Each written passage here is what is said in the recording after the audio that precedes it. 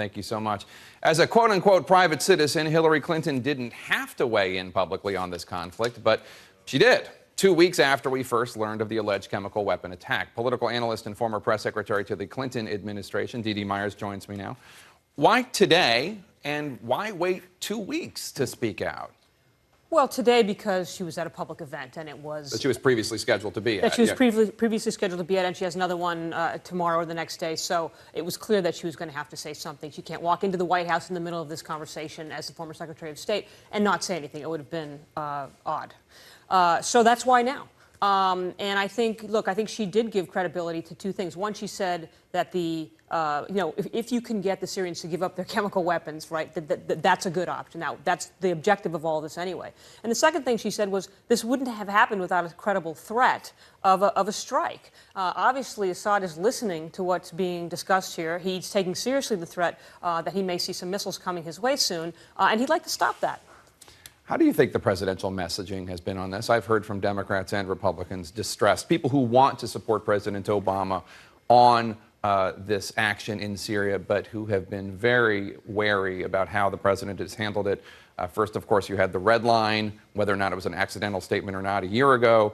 Then you had President Obama suddenly deciding, we looked like we were about to attack, but he suddenly decided he wanted to bring Congress involved.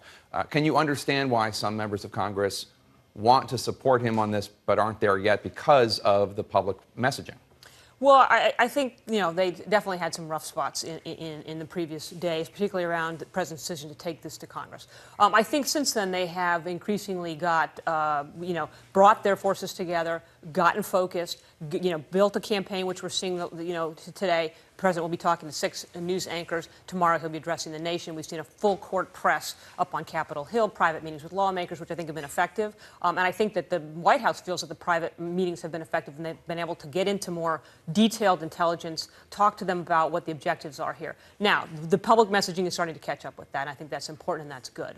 But it's been tough. It's a tough case to make. But the American people believe that Assad was responsible, right, and still don't want the U.S. to get involved. What can he tell Wolf Blitzer, and what can he say in tomorrow night's speech that will change minds? I think he just has to keep making the case. And look, the public may not be 100% behind this if the president decides to do it. That's what leadership takes. Sometimes you've got to take the action and bring the public along and convince them in the process that it was worth doing, that it was important, that the results, speak for themselves. That's what he's going to have to do in this case. He's not going to get from 39% to a majority in the next few days.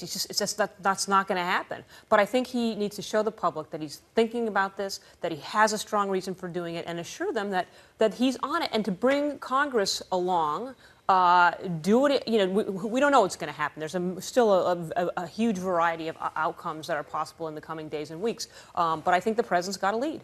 What does this remind you of from the Clinton years, if anything? Obviously, there were a number of military interventions there, plus ones where President Clinton did not get involved, such as Rwanda, that he later expressed regret for. Right, and they're all different, right? It's really hard. You're always comparing apples to oranges in these situations. But I think the president learned over time that American force, President Clinton, I'm sorry, America's force and America's voice could be used together to great effect, and that we didn't use it. That was sometimes when he had the regret. He has said repeatedly that the not intervening in the genocide in Rwanda is perhaps his greatest regret as president. He went on to intervene in Kosovo to very good effect, and that wasn't something that was going to be hugely popular with the American public either. But I think as we look back at that, it was not only the right thing to do, politically it was the right thing to do morally. And so sometimes presidents have to lead. They've got to bring the country along, and for President Obama, this is one such case. And in fact, the House of Representatives, Republican at the time, voted against continuing the mission in that area and the NATO